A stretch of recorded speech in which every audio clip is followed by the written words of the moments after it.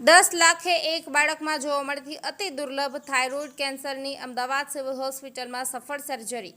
Civil હોસ્પિટલના paediatric surgery વિભાગ દ્વારા દુર્લભ પેપિલરી થાઇરોઇડ કેન્સરની બીમારી ધરાવતી 6 વર્ષની બાળકીને પીડામુક્ત કરવામાં આવી છે.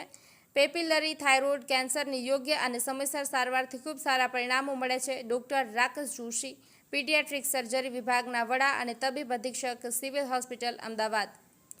કિશોરાવસ્થાની બાળકીઓમાં તે વધુ સામાન્ય છે. તાજેતરના વર્ષોમાં બાળ દર્દીઓમાં આ બીમારીની સંખ્યામાં વધારો જોવા મળ્યો છે. અમદાવાદ સિવિલ હોસ્પિટલના તબીબોએ ફરી એક વખત પોતાની નિપુણતાનું ઉત્તમ ઉદાહરણ પૂરું પાડવામાં આવ્યું છે. 10 લાખ બાળકોએ લગભગ એક બાળકમાં જોવા મળતી અતિ દુર્લભ પેપિલરી થાઇરોઇડ કેન્સરની સર્જરી સફળ સર્જરી સિવિલ હોસ્પિટલના બાળ રોગ સર્જરી વિભાગ દ્વારા કરવામાં આવી છે. સિવિલ હોસ્પિટલમાં નોંધાયેલા આ દુર્લભ કેન્સર અને તેની સર્જરીની વધુ માહિતી આપતા ડોક્ટર રાકેશ જોશીએ જણાવ્યું હતું કે મજૂરી કામ કરતા અજય સરમિયાના 6 વર્ષની પુત્રી મહેમા સરમિયાને છેલ્લા 1 મહિનાથી ગળાના વચ્ચેના ભાગે દુખાવા સહિતનો સોજો જોવા મળ્યો હતો, જે ધીરે ધીરે વધતો હોવાથી તેના માતા પિતા અમદાવાદ સિવિલ મેડિસિટી કેમ્પસમાં આવેલી કેન્સર હોસ્પિટલમાં બતાવવામાં આવ્યા હતા, જ્યાં તેના ગળાના ભાગમાં આવેલા થાઇરોઇડ ગ્રંથિમાંથી સોનોગ્રાફીની મદદથી બાયોપ્સી લેવામાં આવી હતી.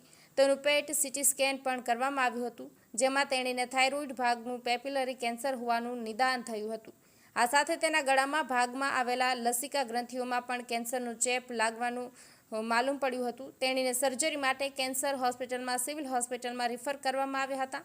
તારીખ 22/5/2025ના રોજ doctor Rakesh Joshi, medical superintendent અને HOD paediatric surgery doctor Nirkhi Shah અને તેમની ટીમ અને ડોક્ટર નિલેશ સોલંકીની આગેવાની હેઠળ એનેસ્થેસિયા વિભાગની ટીમ દ્વારા મહિમાની ટોટલ થાઇરોઇડેક્ટોમી કરવામાં આવી હતી. મહિમાની સર્જરી ખૂબ સારી રીતે થઈ શકે, જેથી સર્જરી પછી તેણીને કોઈ પણ પ્રકારની તકલીફ કે કોમ્પ્લિકેશન ન થતા ઓપરેશનના 8મા દિવસે હોસ્પિટલમાંથી રજા આપવામાં આવી હતી.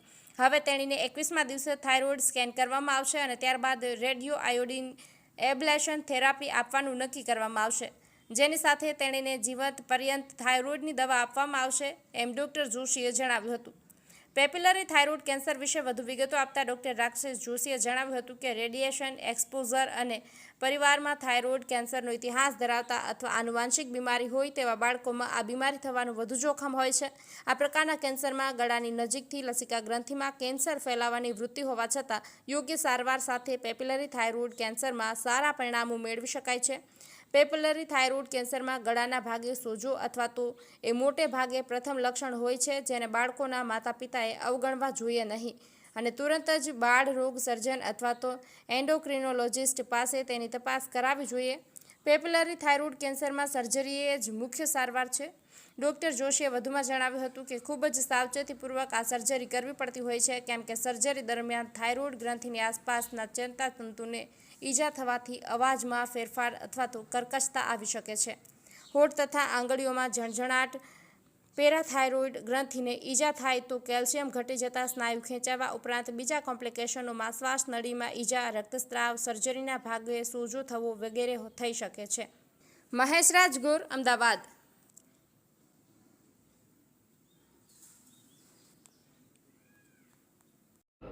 મારું નામ છે મહિમા. જોરથી બોલ. મારું નામ છે મહિમા. મારું નામ અજય છે. હું એના પપ્પા છું. આ ગાંઠ એને નીકળી હતી 1.5 મહિનો થયો. થાઇરોઇડની ગાંઠ ગળામાં. એ ગળાની ગાંઠમાં અમે સરકારી હોસ્પિટલમાં ગયા. અહીંયાથી અમને અહીંયા મોકલ્યા. અહીંયાથી અમે કેન્સર વિભાગમાં દેખાડ્યું. કેન્સર વિભાગમાં બધા રિપોર્ટ કરાય. પછી અહીંયા 1200 બેડમાં આવ્યા. 1200 બેડમાં અમે અહીંયા સાહેબોને દેખાડ્યું. સાહેબે કીધું કે ઓપરેશન કરવું પડશે. ઓપરેશન અમે કરાયું. ઓપરેશન સારું ગયું. એને કોઈ બોલવામાં તકલીફ નથી. રાકેશ સરે ઓપરેશન કર્યું. એનું સરસ ગયું છે. અત્યારે કૂદે છે, રમે છે, બોલે છે. બોલવામાં કંઈ તકલીફ નથી. એને બધી રીતે સારું. 1 રૂપિયો અમારે અહીંયા થયો નહીં. સરકાર તરફથી અમને ફ્રી સેવા બધી મળી છે અને ઓપરેશન સરસ થઈ ગયું. આના માટે સરકારને ધન્યવાદ.